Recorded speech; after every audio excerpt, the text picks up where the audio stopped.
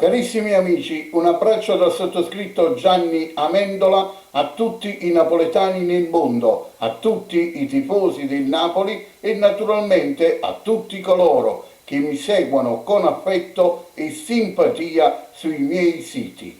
Carissimi amici, come ben sapete tutti, il Napoli, per quanto riguarda le prossime di Europa League, ha pescato un'altra formazione spagnola, il Granada. Quindi il Granada sarà il prossimo avversario del Napoli per quanto riguarda l'Europa League. Le squadre spagnole sono sempre esperte, abituate a giocare in un campionato competitivo e il Granada, dopo essersi qualificato per l'Europa League l'anno scorso, finendo subito dopo le più forti del campionato spagnolo, anche quest'anno in quel campionato sta facendo bella figura. In classifica del campionato spagnolo il Granada è al 6° posto, dopo squadroni come la Real Sociedad, squadra già battuta dal Napoli in Europa League, anche se al San Paolo siamo stati abbastanza fortunati nel pareggiare. Il Granada in campionato dopo la Real Sociedad e dopo l'Atletico Madrid, il Real Madrid, il Villarreal e il Siviglia, ma ha un punto più del Barcellona. Il Granada ha vinto 5 partite in campionato, 3 gare le ha pareggiate e 4 partite le ha perse.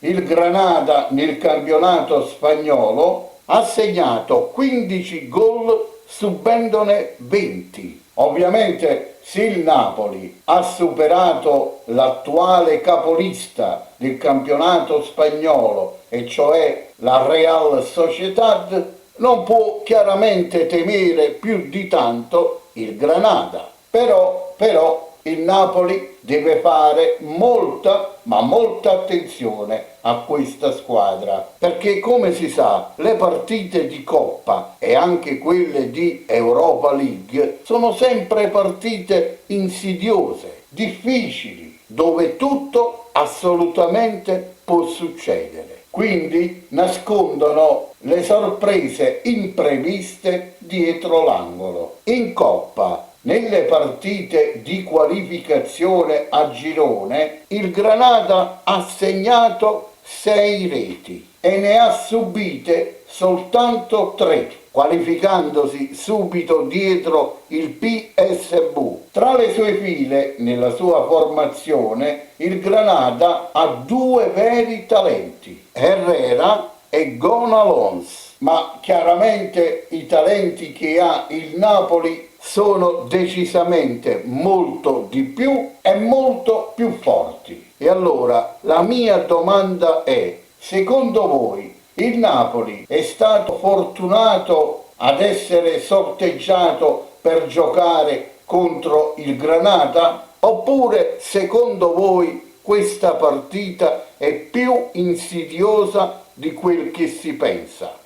Secondo voi il Napoli può battere questa squadra spagnola molto insidiosa? Secondo me il Napoli ha tutte le carte in regola per superare questa squadra, per vincere questa partita e quindi andare ancora avanti in questa Europa League.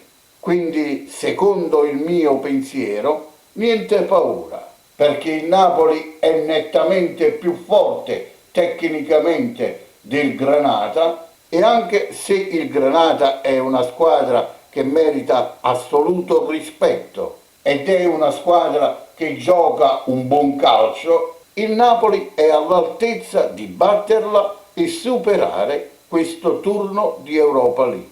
Questo è il mio pensiero, ma comunque vada, al di là di qualsiasi risultato, sempre e solo Forza Napoli, squadra e città.